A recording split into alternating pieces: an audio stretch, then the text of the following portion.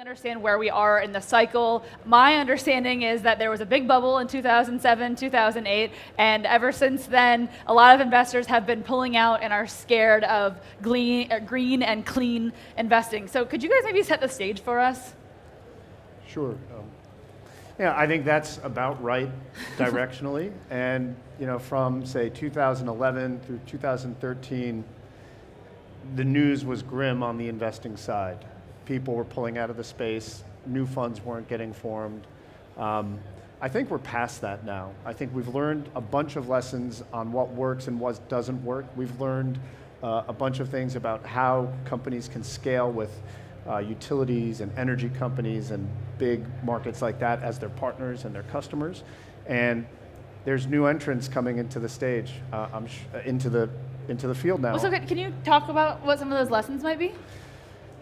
If you look at dollars into companies overall, everybody has said over and over again, yeah, clean tech, energy tech, it's too expensive, it's too capital intensive. Mm-hmm. If you look at the money that actually goes into a really big, successful IT, internet company, the dollars are often the same or even larger in them than they are in a company like a big biofuels or somebody who's making hardware for a utility or a big new chemical process that's lower impact. Mm-hmm. The question is, when do the dollars need to go into the company, and how do you stage that? Okay. And how do you sequence that?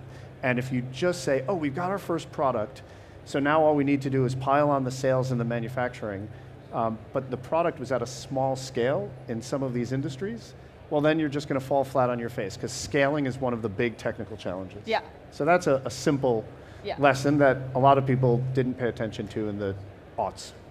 David, what's your perspective on where we are in the cycle? Yeah, so I'm pretty excited about where we are in the cycle right now. I think that we learned a lot of lessons, as Gabriel said, in the 2008 to 2011 timeframe. Companies underestimated the amount that it would cost to scale their technology. They overestimated how eager customers were to pick up their technology, and they probably underestimated how fast competition was moving.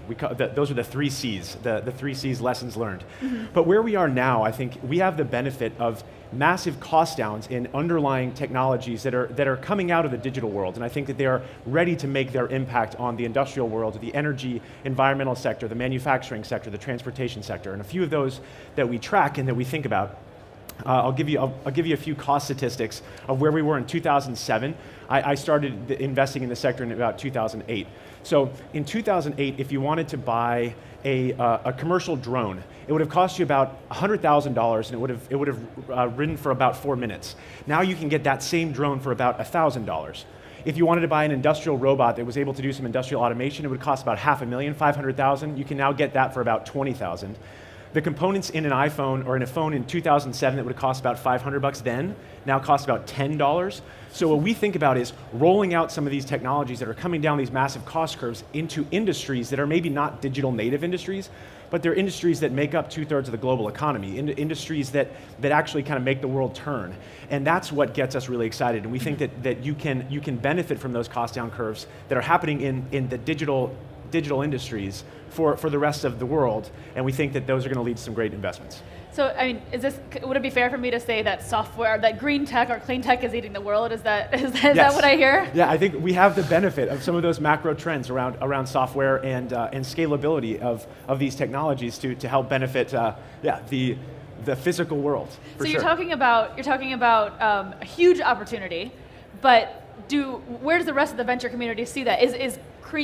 First of all, am I using the right term? Are we calling this green tech, clean tech, alternative energy? What's the term right now? And is it in vogue? Fair question. So I think about it in terms of sustainability, but I also think about it in terms of investing in great businesses. Yeah. We got together a few folks who have been investing in the sector for 5 or 7 years. We got together last night and asked folks to say, what do we call this now? And you had a rebranding brain trust meeting. Exactly, around a dinner table, over some. It was over a New Orleans dinner. It was nice. So we talked about that, and one of the guys said he hopes that eventually we're not even talking about eco-investing, sustainability investing. It's just good investing. And that the companies that are going to come along, you'll hear from some of them today, whether they're in the developing market solar, whether it's Proterra with Ryan Popple and electric buses, it's building businesses that are no compromise. They are great companies, they have great markets, they have a great value proposition for their customers, and if you have to talk about the sustainability angle as a way to convince yourself to invest, it might not be the company to invest in. Right. And that's just one of the realities that we've Gabriel, learned. what do you think about that? I mean, are you willing to invest in a company that maybe doesn't have a great business model, but you really believe in the mission? No, absolutely not. We do the same thing that investors do in every other sector where they're investing. In venture, you're looking for great entrepreneurs who are willing to smash through walls to make their business work, and they have a really good idea. But if it's not a great entrepreneur, then the company's not going to be successful. So we're looking for great companies, great ideas, great entrepreneurs in a segment that can have an impact if it's successful. But the impact comes from success. It doesn't come from saying, I'm going to sacrifice my return to invest in this segment. Now, you do a lot of recruiting. You do a lot of talking to college students, trying to get them excited about working in this space. What is the key to convincing people to get interested in this sector? I don't think you have to convince anybody to get interested in the sector. I think people are naturally hugely interested in the sector, right? Very few people who I speak to don't believe that this is one of the great challenges of our generation, right? So, when I talk to people and ask them how to think about this, I actually have a little story. In the 1890s, the biggest challenge facing cities was horse manure. There were more horses than people in New York City in 1890 whatever, and they were carting off something like a swimming pool full of horse manure out of the streets every day. 4 inches was the limit. Once it got above 4 inches, they needed to do something about it. That's disgusting.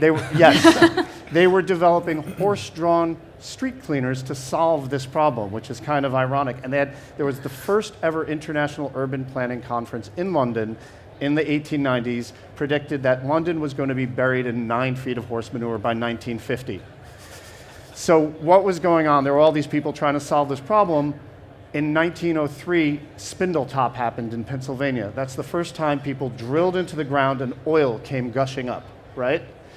And in the 1900s, Henry Ford was thinking about the Model T, thinking about solving transportation, thinking about how to build a car that his workers could afford, right? And he built the Model T and the modern production line and modern manufacturing.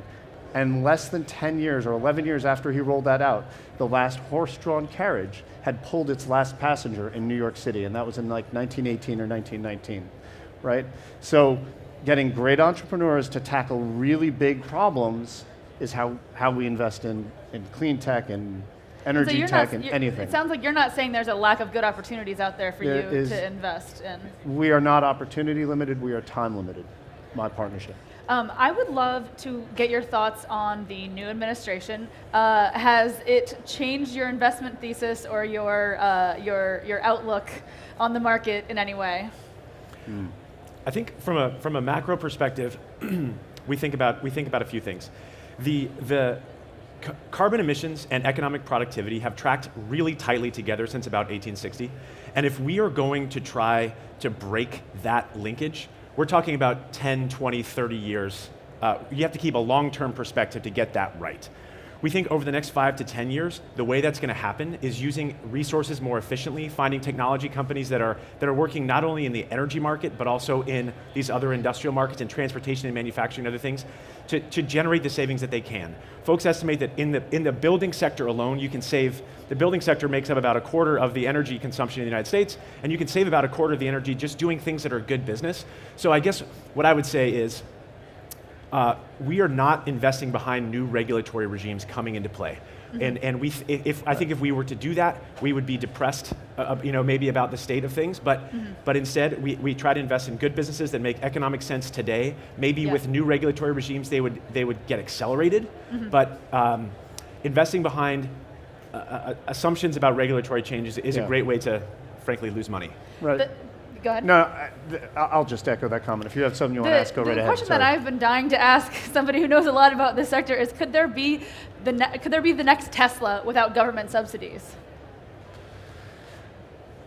Tesla took advantage of government subsidies. They took advantage of things that were available at the time. I am fairly certain that Elon Musk would have succeeded with that company with or without those government subsidies. He's an entrepreneur. He saw what was available to him, what was in the toolkit of financing options, but he also repaid all those loans early.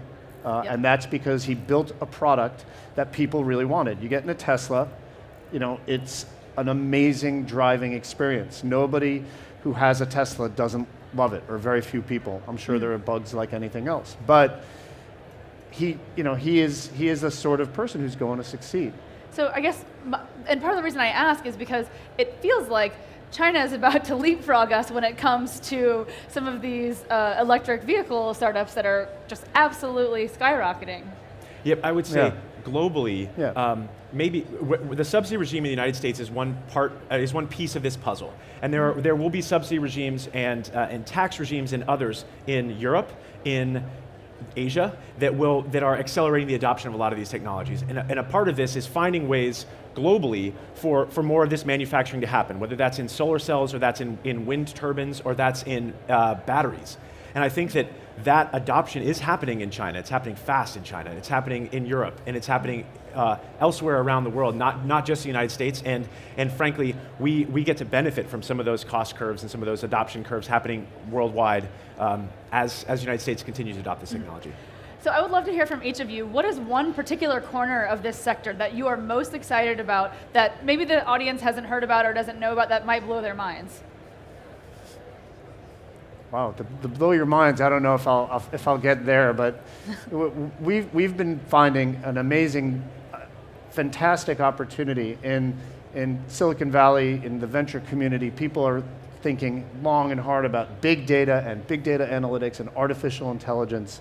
And to date, the biggest use of big data and all those techniques that have been developed over the past 10 or 15 years is to sell all of us more crap that we don't need on the on the internet. It's like to retarget ads to be on Amazon. Exactly, yes. Right. They know everything we do online and with our phone, and every time we look at it and touch it, they get more information on it, and they know how to target us. And when you find those entrepreneurs who are in those fields, and they start refocusing on industrial efficiency, on combining big data with synthetic biology to do better things in agriculture or in industrial biomanufacturing or in energy utilization, suddenly these techniques can be applied to all sorts of new industries. We've got about 3 or 4 or 5 investments now that are essentially people applying these incredible techniques to industries where they haven't hit. And those companies are incredibly successful to date. A couple of fun examples of that would be companies that are using computer vision technology, basically an iPhone type of technology, to take pictures of crops. And you can use that, you can either use that on some irrigation lines, or literally put fixed cameras in to look at crops to be able to forecast where disease is hitting, where you might have be underwatering or overwatering your plants, using computer vision technology that was initially put together to help recognize who was in your pictures on Facebook, to be able to recognize disease on plants. Right. That's the type of thing you have an entrepreneur come in who says that, and you're like, wow, okay, talk about applicability in an industry that is ripe for disruption. Yeah. Well, that's interesting though, because that to me, I think would be pitched as ag tech, or it wouldn't be considered, green tech or clean tech, but it sounds like you guys are broadening the definition here. Yes. I mean, agriculture is ripe for innovation, and that was an unintended pun. I apologize. Oh, that was great. I only heard it as I said it, but there's a lot of savings to be made. One of the greatest inventions of the 20th century was fixing nitrogen, was figuring out how to take nitrogen from the sky and put it into ammonia and make fertilizer. And that's hugely energy intensive, right? So if you can figure out ways now to use less nitrogen, less fertilizer in your crops, you've had a huge impact, and you've helped farmers make a lot more money because those inputs are really expensive for them. And Erin, I think you bring up a good point there, just to say the 2007-2008 period of clean tech was a lot about energy. Right. It was particularly energy, solar, wind, batteries. And I think that the 2017 version is taking a much broader perspective around where the big sources of emissions are. And it's in energy, but it's also agriculture, it's manufacturing, it's the built environment, transportation, the built environment, and kind of broadening the perspective to all those things. And that's very exciting, because that means that that your tiny little corner of the world is infiltrating everywhere, and that includes working with very big companies and possibly disrupting them at times. And so we only have a couple minutes left, unfortunately, but I want to ask you one last thing. Do you think that all large companies should have a green focus or some kind of chief sustainability officer? So I think we think about sustainability very broadly, and I was thinking about some statistics. The green energy world of venture capital is about $2 billion a year. About $70 billion of venture capital is invested per year. But if you look at the total stock market, it's about $70 trillion of publicly traded companies. We think that that big companies should be thinking about sustainability not just as an opportunity to grow, but as like a way to protect what they have built. So there are $70 trillion of companies out there that if they're not thinking about sustainability, I would think about the risk, the value loss potential for those companies if they're not thinking about 10, 20, 30 years ahead, which is what is inherent to sustainability. And when you have those conversations with them, are they like, sure? No, a lot of them today are thinking about it. Yeah. And we partner a lot with corporate venture capitalists. I would say the corporate venture capital community is thinking about sustainability, is thinking about the long term, is thinking about how technology might put them out of business. And we have the same conversations, but I have a good friend who works on the public equity side, but doing investments in companies that have some sort of sustainability. And essentially what they say is, if we look at all the financial metrics, we're choosing to invest $50 million into a public company. If we look at all the financial metrics, and then we layer on sustainability, how they treat their employees, how they interact with their community, how they do things that are sort of things that are classically sustainably oriented. Are they an ethical corporation? We will find better companies. And this fund has outperformed the market. What's the name of this fund? I'll tell you off stage. I don't know if I'm allowed to say stuff like that. Whatever, it's Generation, right? They have outperformed the S&P like phenomenally, and that's their benchmark. They're not benchmarked against a sustainability index. They're benchmarked against their market, and their thesis is, if we find these companies that are good financially and doing this, they will be better companies inherently. That is a very hopeful note to end on, and I also appreciated your hopeful long-term perspective on this current administration and the environment. So I want to thank you guys so much. This was very informative. Please join me. Yep. Thanks, Erin.